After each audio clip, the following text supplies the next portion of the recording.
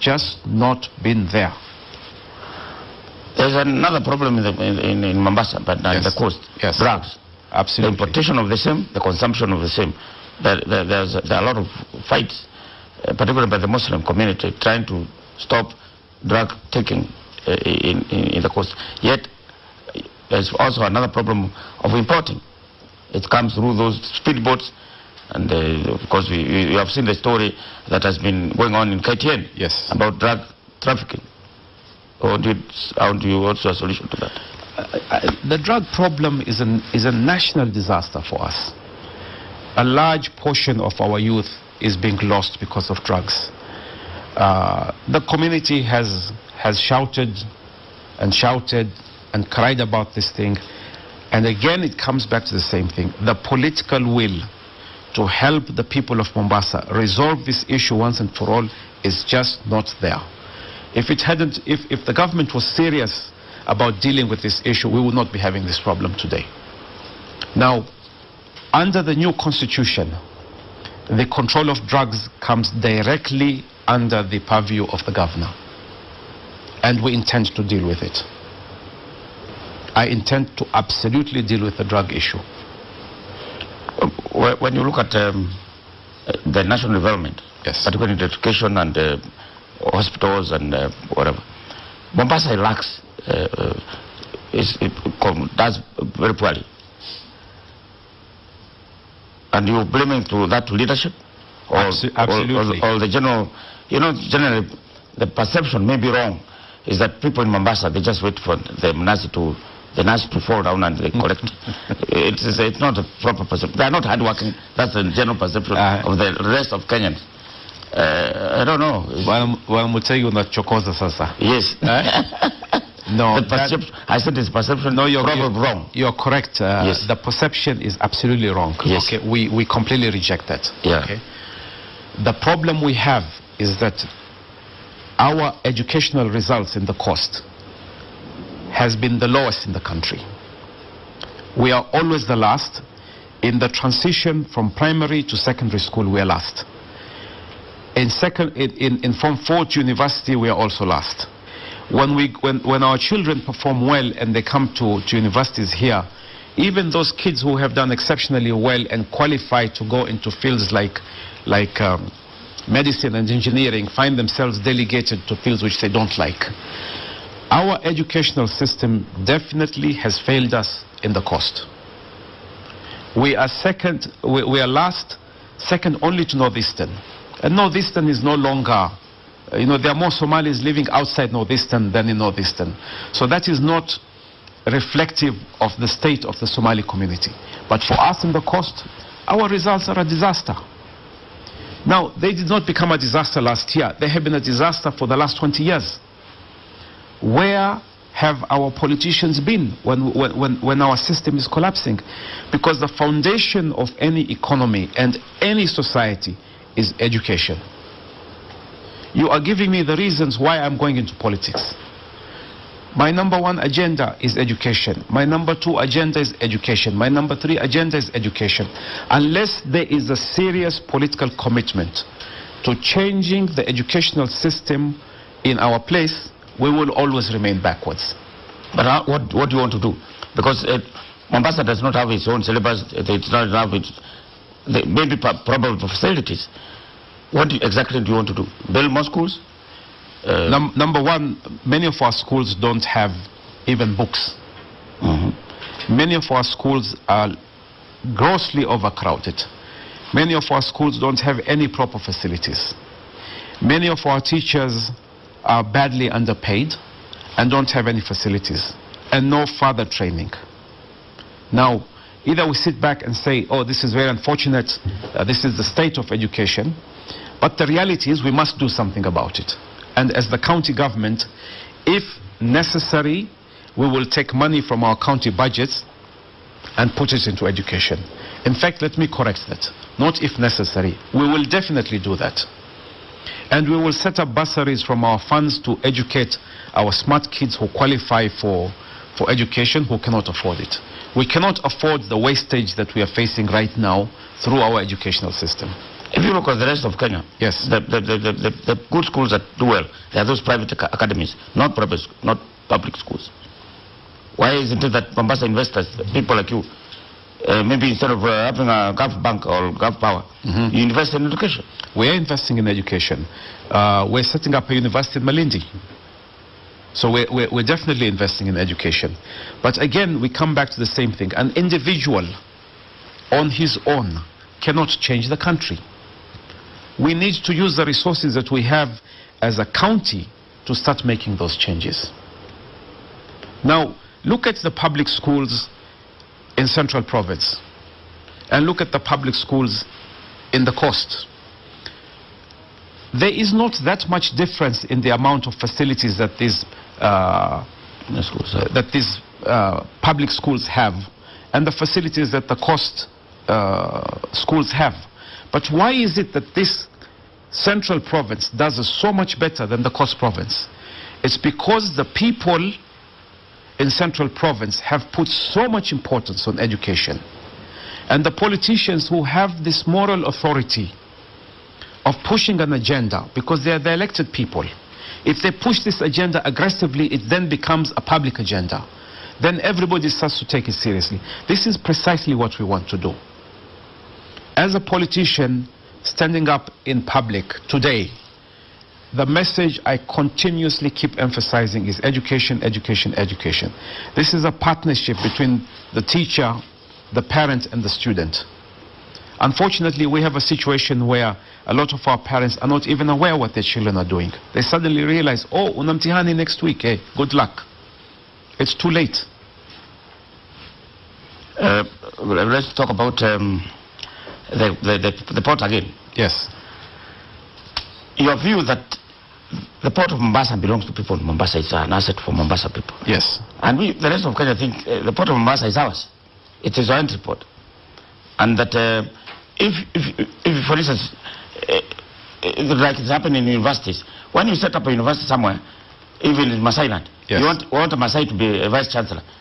Not necessarily because he's qualified, but because the thing is that he must be a Masai. The same thing with the port. The port is a national asset. In fact, a regional thing. You cannot say that MD must be from the coast. It's not fair. What do you say? Well, maybe we will agree to disagree there. Yes. Okay. I still believe that if the port is in Mombasa, at least give the people of Mombasa priority. Let one of their own be there. And it's not because there's a shortage of qualified people from the coast. We have enough qualified people from the coast. We're not absolutely demanding that it has to be somebody from the coast, whether he's qualified or not qualified. But give them a chance. Since independence, how many people from the coast have been MDs in the port? They've been largely people from our country. Now, CCPR, we deserve a chance. Give our people a chance. But those people from our country, they're qualified. It's true. So that the people from the coast also. We have a number of very qualified people. Anyway, there's somebody who is asking this question about the youth. Yes. And empowerment of young people. Or you yourself are relatively young. Correct. You see, the youth is, again, this is one of the issues that has driven me to go into politics. We have a very large percentage of people in the coast who are young people. All over Kenya. In fact, the majority are young people, all over Kenya. We need to do a number of things for them. Number one, we need to improve the educational system. We need to help with vocational schools because not everybody can go to university. So we need to give them training to develop skills. You have a polytechnic in Mombasa? We have one polytechnic. We have 6 constituencies in Mombasa, and my plan is that in each constituency we will have a polytechnic because we need to train, we need to give these young people skills. Number 3, we need to assist them with entrepreneurship training and also with financial help. We have a youth fund in Kenya, 4.2 billion shillings. Practically none of that has come back to Mombasa. Why not? Now, this is not a situation where I blame somebody in Nairobi. I blame our political leadership. Why is it that the fund is there belonging to the people of Kenya and we're not applying for our share. So the youth is a major part of my agenda. It's, you know, I see the youth as the driving force for Mombasa going forward. Mombasa, the coast actually in general, there are a lot of many cultural heritage, yes, like Fort Jesus and others. Yes. Lamu is going to be very soon to be not Lamu at all when they build the big port they want to build, which is a UNESCO preserved heritage, yes, cultural heritage area. How do you intend to ensure that those heritages are preserved and protected? This Lamu particularly is very concerning to me. My mother is from Lamu, so I know Lamu quite well, and I find it very sad that the island of Lamu, which has thousands of years of history behind it, is collapsing today. It's a national heritage, it's a UNESCO site, and no serious effort has been made to try and at least preserve that. So when you go to Europe and you go to Spain and you see they are all the cities very well maintained and very well preserved, you wonder why aren't we doing it in Kenya? Lamu is a different governorship. But I know the people who are all running for governor in Lamu, and I keep emphasizing it is a crime to allow our national heritage to disappear like that. As governor, I will put a lot of priority into preserving our culture in Mombasa, our historical sites, as well as promoting the cultural activities that are not being promoted at this point in time. I think culture is very important.